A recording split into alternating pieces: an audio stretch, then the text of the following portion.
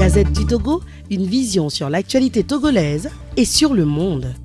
Tous et pour laquelle vous allez nous soutenir, pour nous accompagner, pour pouvoir le faire sur les médias. Le gouvernement n'est pas resté les bras croisés pour lutter contre la corruption.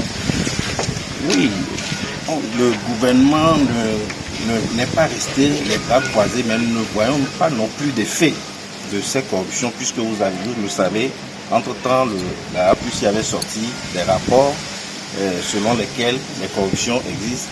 Le chef de l'État qui a reconnu qu'il y a une minorité qui s'accapare des biens du peuple, et la question du détournement de fonds dans les produits pétroliers ont été évoqués. À ce jour, un rapport a été sorti, mais jusqu'à ce jour, même si ce rapport n'est pas définitif, ce dossier n'a jamais pu évoluer. Les questions pour lesquelles la APUSI a saisi le procureur de la République ou le parquet du tribunal, ces dossiers n'ont jamais évolué. Donc nous pensons qu'il y a lieu de rappeler à l'autorité qu'il y a des dossiers sur la table et qu'il faille faire évoluer ces dossiers. Oui, maître, quel est le bien fondé vraiment de la lutte contre le détournement du bien public et la corruption et puis contre l'injustice sociale? Le bien fondé, c'est qu'aujourd'hui, lorsque nous parlons de la corruption n'est pas dans l'intérêt de la population. Nous reconnaissons tous que les fonds détournés profitent uniquement pour les corrupteurs ou bien les corrompus. Donc c'est eux qui ont intérêt, alors qu'au même moment, ces fonds pouvaient servir à au moins amoindrir la vie chère des citoyens aujourd'hui. Les citoyens aujourd'hui se plaignent de ce que la vie devient de plus en plus chère. Au même moment, les gens profitent de la corruption pour s'enrichir, ce que nous trouvons anormal. Ça fait partie de l'impunité, ça fait partie de l'injustice sociale, et c'est pour ça que nous devons engager cette campagne pour attirer l'attention de l'autorité. Maître, qu'est-ce qui sera fait au cours de cette campagne? Nous l'avions dit, en réalité, il s'agirait des activités que nous mènerons, notamment sur les médias avec votre accompagnement, et d'autres activités qui pourraient nous aider à attirer l'attention de l'autorité sur le phénomène et à booster l'autorité à pouvoir agir contre cette corruption, contre la vie chère. Aujourd'hui, quel est l'état des lieux? Vous l'avez suivi tantôt. Aujourd'hui, on nous a présenté un tableau de la situation de la corruption au Togo.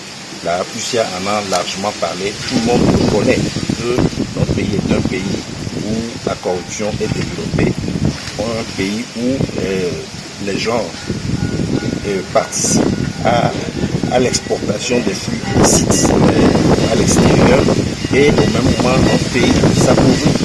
Et donc la vie chère ne vient pas ex nihilo.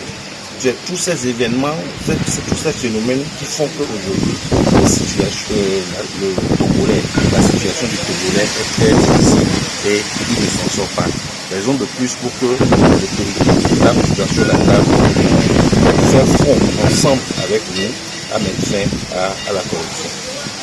Pourquoi l'association a choisi en ce moment précis pour lutter contre la corruption? Ce n'est pas une date exceptionnelle, mais nous avons décidé de sortir finalement compte tenu de la situation qui évolue dans notre pays.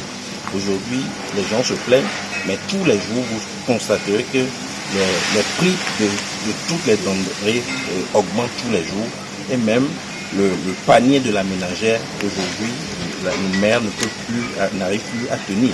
Donc il y a de bonnes raisons que nous puissions demander ou bien lancer cette campagne pour que les gens prennent conscience.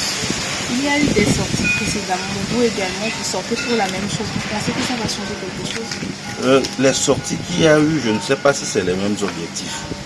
Notre sortie est particulière. C'est vrai que les gens ont parlé de la vie chère, les gens ont parlé de la corruption, mais l'objectif, c'est vrai que tout ça mis dans un même panier peut sembler être la même chose, mais l'objectif que nous poursuivons, c'est de lancer la campagne pour attirer de plus en plus l'attention de l'autorité sur le phénomène et voir ensemble comment nous pouvons y mettre fin. de toutes les façons, qu'ici, ça a été déjà dit, le fait de répéter fera que l'autorité prendra plus conscience. Oui, maître, est-ce qu'il y a un mécanisme de pression aujourd'hui sur l'autorité pour que du moins l'action soit pressante? C'est pour ça que nous avons parlé de campagne. Nous n'avons pas de mesures coercitives pour amener l'autorité à faire ce que nous demandons. C'est pour ça que nous parlons de campagne pour les sensibiliser et les amener à prendre à bras le corps le phénomène, à le comprendre le phénomène et à pouvoir agir en conséquence, en action avec nous. Merci beaucoup, maître. La Gazette du Togo, une vision sur l'actualité togolaise et sur le monde. Rejoignez-nous sur le www.lagazettedutogo.com ou sur nos comptes Facebook, Twitter et YouTube. Pour tout contact, écrivez à contact@lagazettedutogo.com ou appelez le 92 80 88 53. La Gazette du Togo, c'est l'information en continu.